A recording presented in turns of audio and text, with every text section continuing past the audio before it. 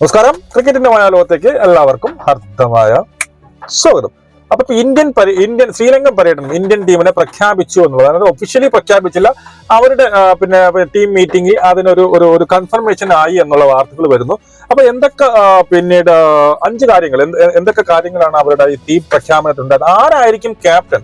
അതായത് നമുക്കറിയാം 2 ദിവസം കൊണ്ട് അങ്ങനെ ഒരു ഡിബേറ്റ് നടക്കുന്നു, അല്ലെങ്കിൽ അങ്ങനെ ഒരു പ്രശ്നം നടക്കുന്നുണ്ട്. മറ്റൊന്നുമല്ല, ഹാർദിക് പാണ്ഡ്യ ആണോ ക്യാപ്റ്റൻ, അതോ സൂര്യകുമാർ യാദവ് ആണോ ക്യാപ്റ്റൻ എന്നുള്ള രീതിയിൽ വലിയൊരു പ്രശ്നം. അതായത് ഇന്ന് ടീം മീറ്റിംഗ് ഇന്ന് പിന്നീട് ഈ പറഞ്ഞതുപോലെ രാവിലെ ടീം അനൗൺസ്മെന്റ് ചെയ്യാനുള്ളതായിരുന്നു. ഈ ഒരു പ്രശ്നത്തിൽ ഗൗതം ഗംഭീറിനെ ആരെ ആക്കണം, സ്കൈയെ ക്യാപ്റ്റൻ ആക്കണമെന്നും സെലക്ഷനും BCCIക്കും ആരെ ആക്കണം, ഹാർദിക് പാണ്ഡ്യയെ ക്യാപ്റ്റൻ ആക്കണം എന്നുള്ള ഒരു അടി നടക്കുന്നുണ്ട്. അതുകൊണ്ടാണ് ഇന്നത്തെ മീറ്റിംഗ് മാറ്റിവെച്ചതെന്നും അത് നാളത്തേക്ക് മാറ്റി എന്നൊക്കെയാണ് പറയപ്പെടുന്നത്. പക്ഷേ ഇന്നുള്ള വൈകുന്നേരത്തിലുള്ള അവരുടെ മീറ്റിംഗ് അതിനൊരു തീരുമാനമായി നാളെ ടീമിനെ പ്രഖ്യാപിക്കുമെന്ന് പറയുന്നത്. അപ്പം ഇന്നത്തെ പിന്നീട് ടീമിൽ എന്തൊക്കെയാണ് പ്രത്യേകിച്ച് നമുക്ക് പറയാനുള്ളതെന്ന് വെച്ച് കഴിഞ്ഞാൽ, വൺഡേയിലെ ആരാണ് ക്യാപ്റ്റനായി എന്നുള്ളത് ഞാൻ പറയാം. വൺഡേയിൽ രോഹിത് ശർമ്മ തിരിച്ചു വരുന്നത്, കാരണം രോഹിത് ശർമ്മ ആയിരിക്കും ഇനി വൺഡേ ക്യാപ്റ്റൻ എന്നുള്ളത് ഏതാണ്ട് നമുക്ക് 100% ഉറപ്പിച്ച് പറയാൻ കഴിയും. ഇപ്പം രോഹിത് ശർമ്മ ഇതിന് പിന്നീട് ലീവ് എടുത്ത് അല്ലെങ്കിൽ അവധി വേണമെന്ന് പറഞ്ഞിരുന്നു. പക്ഷെ ഇത് കഴിഞ്ഞ ചാമ്പ്യൻസ് ട്രോഫിയിലേക്ക് ഇനി അധികം വൺഡേ കളികൾ ഇല്ലാത്തത് കൊണ്ട് തന്നെ ഗൗതം ഗംഭീർ പിന്നീട് ആര് രോഹിത് ശർമ്മയെ തിരിച്ചു വിളിച്ചു. വളരെ നല്ലൊരു തീരുമാനമായിട്ട് എനിക്ക് തോന്നുന്നു. അതുപോലെ തന്നെ കോഹ്ലിയും ബുംറയും ഈ പറയുന്ന ശ്രീലങ്കൻ പര്യടനത്തിൽ കാണത്തില്ല എന്നുള്ളൊരു റിപ്പോർട്ട് വരുന്നുണ്ട്. ആരാണ്?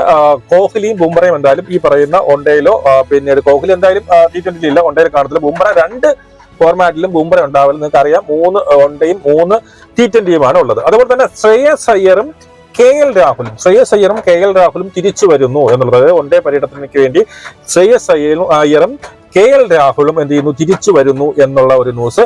ഏറ്റവും അവസാനത്തെ ഏറ്റവും ഞെട്ടിക്കുന്ന ന്യൂസ് എന്ന് വെച്ച് കഴിഞ്ഞാൽ, ഇപ്പൊ നമുക്ക് അറിയാൻ സാധിക്കുന്നത് ക്യാപ്റ്റനായിട്ട് തിരഞ്ഞെടുത്തിരിക്കുന്നത് സ്കൈയെ ആണ് എന്നുള്ള റിപ്പോർട്ടുകളാണ് ഇപ്പൊ മെയിൻ മീഡിയാസ് ഇപ്പം പുറത്തുവിട്ടിരിക്കുന്നത്. അതായത് ഗൗതം ഗംഭീറിന്റെ ഒരൊറ്റ പിടുത്തമായിരുന്നു. ഗൗതം ഗംഭീർ പറഞ്ഞത് മറ്റൊന്നുമല്ല, എനിക്ക് സ്കൈനെയാണ് ഇഷ്ടം. കാരണം ഈ ഗൗതം ഗംഭീർ പറഞ്ഞ ഒരു കാര്യം എന്ന് വെച്ച് കഴിഞ്ഞാൽ, നമ്മുടെ ഈ ഹാർദിക് പാണ്ഡ്യയ്ക്ക് എപ്പോഴും പരിക്കിന്റെ പിടിയിലാണ്, അവന് ബാക്ക് പെയിൻ ഉണ്ട്. അപ്പൊ ഇങ്ങനെ പരിക്കിന്റെ പിടിയിലുള്ള ആളെ ക്യാപ്റ്റൻ ആയി കഴിഞ്ഞാൽ നമുക്ക് ഒരു 5 മാസം കളിപ്പിച്ചിട്ട് വീണ്ടും അവൻ പരിക്കിന്റെ പിടിയിലേക്ക് മാറി. ഇനിയിപ്പോ 1.5 കൊല്ലം കഴിഞ്ഞ് വീണ്ടും നമുക്ക് എന്തുണ്ട്, T20 വേൾഡ് കപ്പ്. അപ്പൊ അതിന് വേണ്ടിയിട്ട് ഒരു ക്യാപ്റ്റൻ, സ്ഥിരതയുള്ള ഒരു ക്യാപ്റ്റന് വേണം. ഈ പറയുന്ന സ്ഥിരത എന്ന് ഉദ്ദേശിക്കുന്ന പരിക്കില്ലാത്ത ഒരു ക്യാപ്റ്റനെ വേണമെന്നും, ഈ ഹാർദിക് പാണ്ഡ്യ നമുക്ക് അഭിവാജ്യമായ ഒരു ഘടകമാണ്. പക്ഷെ പുള്ളി ബൗളിങ്ങും ബാറ്റിങ്ങും കൂടി ചെയ്തവർ ഏത് സമയവും പരിക്ക് പറ്റാം എന്നുള്ളത് കൊണ്ട് ഹാർദിക് പാണ്ഡ്യയെ മാറ്റിക്കൊണ്ട് അവിടെ ഈ പറയുന്ന സൂര്യകുമാർ യാദവിനെ കൊണ്ടുവരണം എന്നൊരു ന്യായമാണ് സത്യം പറഞ്ഞു കഴിഞ്ഞാൽ ഗൗതം ഗംഭീർ വെക്കുന്നത്. അതായത് ഈ പറയുന്ന ഹാർദിക് പാണ്ഡ്യയ്ക്ക് ഒരു ഗംഭീരമായിട്ടുള്ള ഒരു അടിയാണ് ഗൗതം ഗംഭീർ കൊടുത്തിട്ടുള്ളത് എന്നുള്ളത് നമുക്ക് മനസ്സിലാകുന്നത്.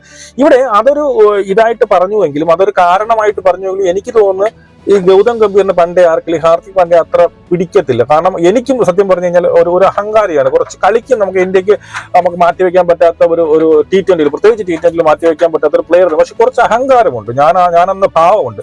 അപ്പൊ അങ്ങനെയുള്ള ഒരാളെ എന്ത് ചെയ്യില്ല, ക്യാപ്റ്റനായിട്ട് വേണ്ട, അവിടെ ഈ പറയുന്ന സ്കൈയെ മതി എന്ന ഒറ്റപ്പിടി നിൽക്കുകയും, അങ്ങനെ സ്കൈനെ ഇനി അങ്ങോട്ട് സ്കൈ ആയിരിക്കും ഇന്ത്യയുടെ ഇനി തൊട്ടുള്ള T20 ക്യാപ്റ്റൻ എന്നാണ് നമുക്കിപ്പോൾ അറിയാൻ സാധിക്കുന്നത്. അതുപോലെ ഹാർദിക് പാണ്ഡ്യ ആയിരുന്നു ഇപ്പൊ വൈസ് ക്യാപ്റ്റൻ. ഇനി ഹാർദിക് പാണ്ഡ്യ വൈസ് ക്യാപ്റ്റനും കൂടി ആയിരിക്കില്ല എന്നുള്ള വാർത്തയും പറയുന്നത്. കാരണം ഹാർദിക് പാണ്ഡ്യ വൈസ് ക്യാപ്റ്റൻ ആയിരുന്ന ഹാർദിക് പാണ്ഡ്യ ഇനി പെട്ടെന്ന് എന്ത് ചെയ്യും, ഹാർദിക് പാണ്ഡ്യയെ ക്യാപ്റ്റൻ ആക്കാൻ ഉള്ളതായിരുന്നു അല്ലേ. അപ്പൊ ഹാർദിക് പാണ്ഡ്യ ക്യാപ്റ്റൻ ആക്കാതെ സ്കൈനെ ക്യാപ്റ്റൻ ആക്കുമ്പോൾ അവിടെ എന്ത് സംഭവിക്കുന്നത്? ഹാർദിക് പാണ്ഡ്യ എനിക്കിനി വേണ്ട, എന്നെ നിങ്ങൾ എന്തല്ല ക്യാപ്റ്റൻ ആക്കി, ഇപ്പൊ എനിക്ക് വൈസ് ക്യാപ്റ്റന് വേണ്ട എന്നുള്ള രീതിയിൽ എന്താവും, ഹാർദിക് പാണ്ഡ്യ നോർമൽ ഒരു പ്ലെയറെ പോലെ കളിക്കും എന്നുള്ളതാണ്. അപ്പൊ നിങ്ങളുടെ അഭിപ്രായം നിങ്ങൾ കമന്റ് ചെയ്യുക. എന്റെ അഭിപ്രായം ചോദിക്കുന്നത്, ഞാൻ പറയും വളരെ നല്ലൊരു തീരുമാനം. എനിക്ക് ഹാർദിക് പാണ്ഡ്യ ക്യാപ്റ്റൻ ആവുന്നതോട് എനിക്കൊരു താല്പര്യമില്ല. അഹങ്കാരങ്ങൾ കുറയട്ടെ. അപ്പൊ ഹാർദിക് പാണ്ഡ്യ കുറച്ച് അഹങ്കാരം ഉണ്ടായിരുന്നു, കുറച്ച് കൂടുതൽ അഹങ്കാരമുണ്ട്. പക്ഷെ ഒരു പ്ലെയർ നല്ല അടിപൊളി പ്ലെയർ ആണ്, നമുക്ക് അഭിവാജ്യ ഘടകമാണ്, നമുക്ക് മാറ്റി നിർത്താൻ പറ്റാത്ത ഒരു പ്ലെയർ ആണ്. പക്ഷെ ഇതുപോലുള്ള അഹങ്കാരം കൊണ്ടുവന്നാൽ പിന്നെ അങ്ങോട്ടുള്ള അടികളും തമ്മിലടികളും വൈരാഗ്യ ബുദ്ധികളും പരസ്പരം അങ്ങോട്ട് വരും. ഞാനെന്നൊരു ഭാവം ഹാർദിക് പാണ്ഡ്യ മാറ്റിയത് ടീമിന്റെ ഒരു ഒത്തൊരുമ ഉണ്ടാവത്തില്ല അല്ലേ. അവിടെ അടികൾ നടക്കും, അത് പെർഫോമൻസിൽ ബാധിക്കുകയൊക്കെ ചെയ്യും. എന്തായാലും ഗൗതം ഗംഭീർ വന്ന് ഗംഭീരമായ തീരുമാനങ്ങൾ എടുക്കുന്നു. അങ്ങനെ ഹാർദിക് പാണ്ഡ്യയുടെ പിന്നീട് അഹന്തയ്ക്ക് ഒരു അടി കിട്ടിയിരിക്കുന്നു. നമുക്ക് വീണ്ടും കാണാം. ജയ് ഹിന്ദ്.